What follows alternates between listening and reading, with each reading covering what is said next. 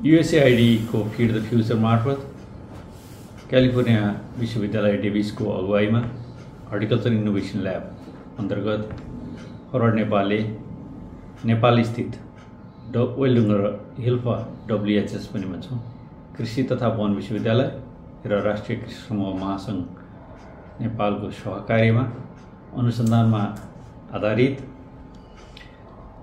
बागवानी व्यवसाय प्रवर्धन मार्फत युवा उद्यमीको सशक्तिकरण जसलाई युवा परियोजना भन्छौँ नेपालमा कार्यान्वयन गर्दैछ।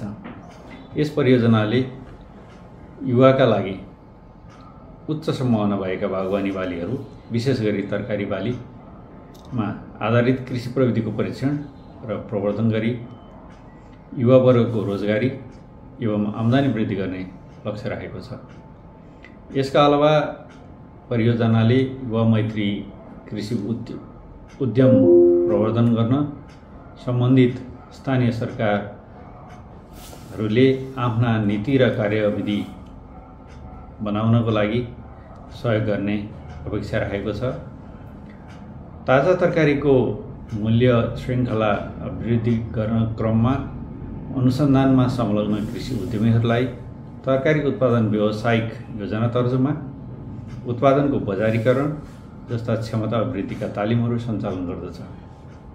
यसका अतिरिक्त उत्पादन उपरान्त गरिने विभिन्न प्रविधिहरू जस्तै ग्रेडिङ, प्याकेजिङ, भण्डारण जस्ता प्रविधिको अनुसन्धानका अतिरिक्त छनौट भएर फालिने अवस्थामा रहेका खेतबारीमा नै खेर जाने अवस्थामा रहेका तरकारी बालीको मूल्य वृद्धिका लागि चिम्नी सोलर ड्रायर प्रविधिको प्रभावकारिता अध्ययन गर्दैछ।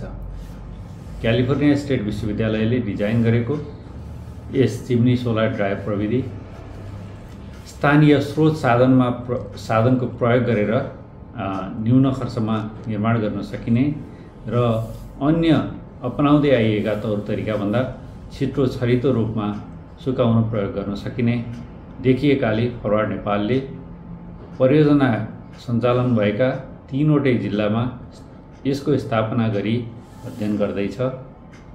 यसको निर्माणका लागि हरेक जिल्लामा सिकर्मीहरूलाई चिम्नी सोलर ड्रायर निर्माण सम्बन्धी तालिम सञ्चालन गरेको छ। यसमार्फत जिल्लास्थित सिकर्मीहरूले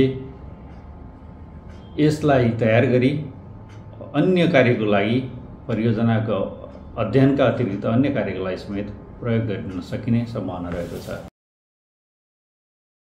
chimney solar dryer university of California डेभिसले बागवानी नवप्रवर्तन प्रयोगशालासँग मिलेर कम लागतमा स्थानीय स्तरमा निर्माण गर्न सकिने सहज र छिटो सुकाउन सकिने प्रविधि हो। यो प्रविधिमा उत्पादनको तल र माथिबाट हावा प्रवाह सुनिश्चित गरी कुहिरो र आंशिक बादल भएको समयमा समेत उच्च तापक्रम र चाँडो आर्द्रता हटाई फलफुल तथा तरकारी कृषकहरूको लागि नाफा दिन सक्दछ। हामीले यस भिडियोमा 60 सेमी चौडाइ र 4 मिटर लम्बाइ भएको चिम्नी सोलर ड्रायर निर्माण गरेका छौँ। चिम्नी सोलर ड्रायर निर्माण गर्न कालो पोलिस्टर कपडा वा कालो प्लास्टिक, पारदर्शी प्लास्टिक, खाद्य ग्रेड प्लास्टिक वा स्टेनलेस स्टिल जाली र काठको आवश्यकता पर्दछ। चिम्नी सोलर ड्रायरका मुख्य 4 भाग हुन्छन्: टेबल, चिम्नी, जाली ट्रेहरू, ट्रेलाई सुकाउने र टेबललाई ढाक्ने पारदर्शी प्लास्टिक। चिम्नी सोलर ड्रायर निर्माण गर्न भिडियोमा देखाइएका नापका निर्माण सामग्रीको आवश्यकता पर्दछ।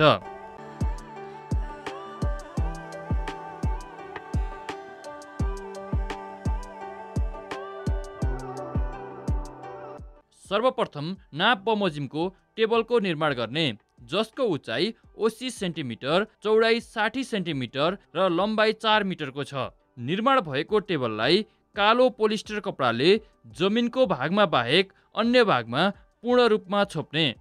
उचाइ 2 मिटर 80 सेन्टिमिटर, लम्बाइ र चौडाइ 60 सेन्टिमिटर भएको चिम्नी तयार पारी चिम्नीको माथिल्लो भाग बाहेक अन्य भागमा पारदर्शी प्लास्टिकले पूर्ण रूपमा छोप्ने। 60 सेन्टिमिटर लम्बाइ र 60 सेन्टिमिटर चौडाइ भएको जालीको टुक्रा काटी काठ जोडी ट्रेको निर्माण गर्ने। तयार भएको टेबल र चिम्नीलाई जोडी हावा प्रवाह हुन चिम्नीको प्लास्टिकलाई काट्नु पर्दछ। अन्त्यमा ट्रेमा एकै नासले काटिएका तरकारी तथा फलफुलका टुक्राहरू राखेर चिम्नी स्लाइडरमा राख्नु पर्दछ, जसमा सामान्य ड्रायरमा भन्दा छिटो सुकाउन सकिन्छ।